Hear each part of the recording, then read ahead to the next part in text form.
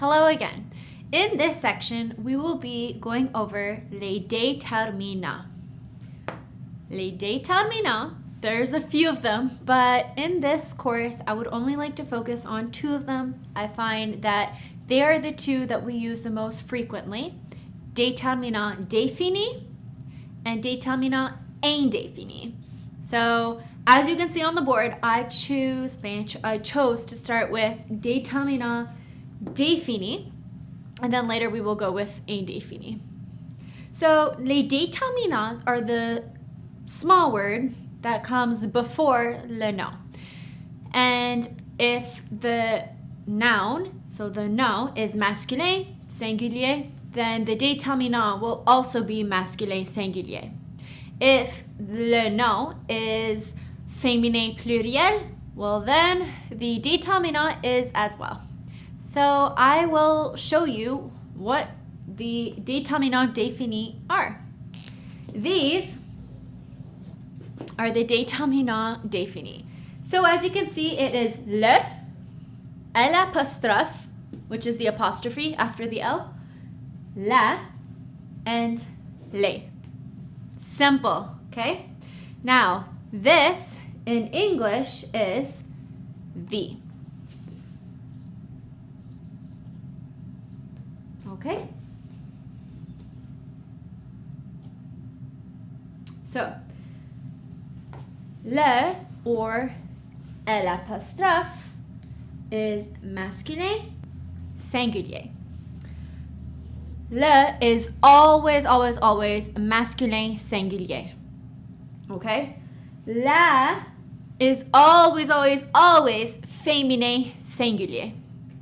Now, you might be confused because you see l'apostrophe in both rangées, in both categories here. And I will explain that in 1 minute. But first, I just need you to recognize that it can be used for masculine or singulier. And finally, les is always pluriel. So les means that there are two or more of the nom. For example, here we have le crayon. Okay, crayon is masculine, so it's masculine. You just cannot change that, which means that if we want to say the crayon, the déterminant has to also be masculine, okay? We are only talking about one crayon right here, so that means it has to be singulier. Again, that is why we put le and not les, because there's only one crayon. So this is also masculin, singulier. If you haven't caught on yet, the M stands for masculin, the F stands for féminin, S singulier, P pluriel, okay? So here, le crayon, the crayon. We are talking about one crayon, okay? One pencil crayon right here, which is why we would say le crayon. We don't use la because la is féminin and crayon is masculine. Now, if we're talking about multiple crayons, okay, multiple pencils, maybe we're talking about 2 pencils, 3 pencils, 4 pencils, or a whole pack of pencils, okay, we are talking about 12 pencils. Now, this is how we would write it. We would say les crayons, okay? So, again, crayon is always masculine. That doesn't change. The only thing that changes is the nombre, which is now pluriel, because we have 2 or more. So anytime you have 2 or more objects for the nom, then it becomes pluriel. I added the S because we can no longer use le or la, because those are singulier, and we need pluriel, which has to be les. So we say, if in English we would say the pencils, we add the S because there's more than one, and in French we say les crayons. As you can see, the S is, we don't pronounce it. We write it, we see it when we read it, but it's just les crayons. All right, good job.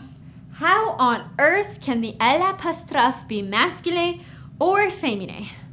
Well, like I had mentioned earlier, les noms is all, or sorry, are les noms are always either féminin or masculin. You just can't change it. And I know you said you can refer to the déterminant beforehand, but if it's à l'apostrophe, that's not enough information. So hopefully you just know it, or you can use a dictionary, you can Google it, and just practice it. Now, when would you use le, and when would you use à l'apostrophe? Let me show you. So you're probably wondering, how do we know when to use à l'apostrophe or le, or again, à l'apostrophe or la? Well, let me show you. Now, this only applies for déterminants définis, okay? So when you're trying to say the, not a, the. Okay, I'm gonna give you the word arbre, which means tree.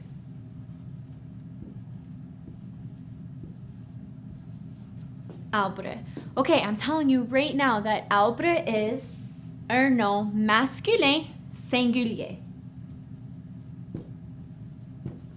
So, now that we know this, we know that right here, the déterminant is either going to be le or à l'apostrophe. Okay, if we put le, I is a vowel, and A is a vowel, okay? So le, the last letter of the déterminant, is a vowel, and the first letter right here is also a vowel.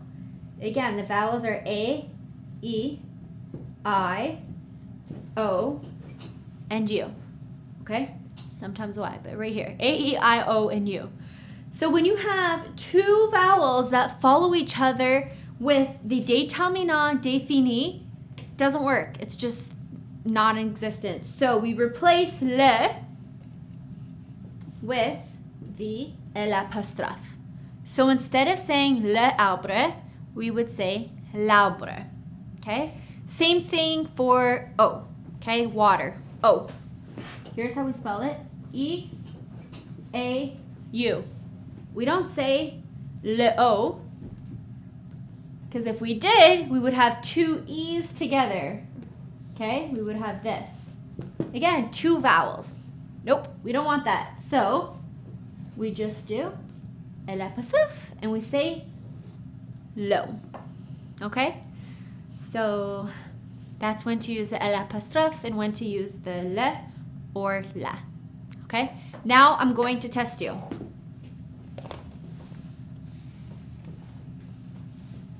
Okay, chaise.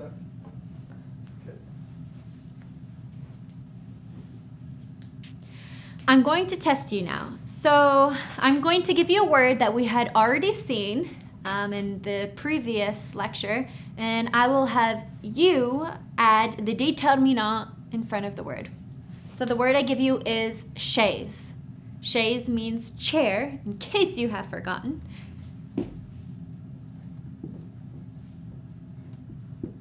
So I want to say the chair, okay? I'm telling you right now that chaise is un nom féminin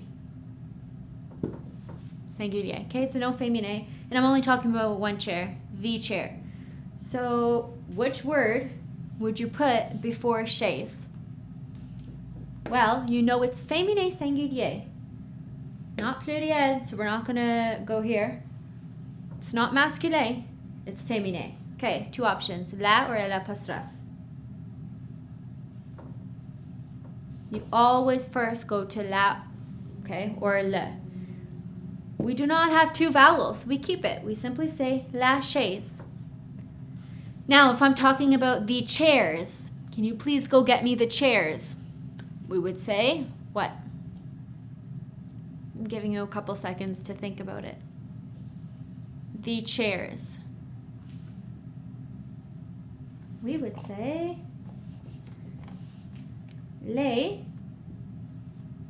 chaises. And add yes because there are more than one. Les chaises.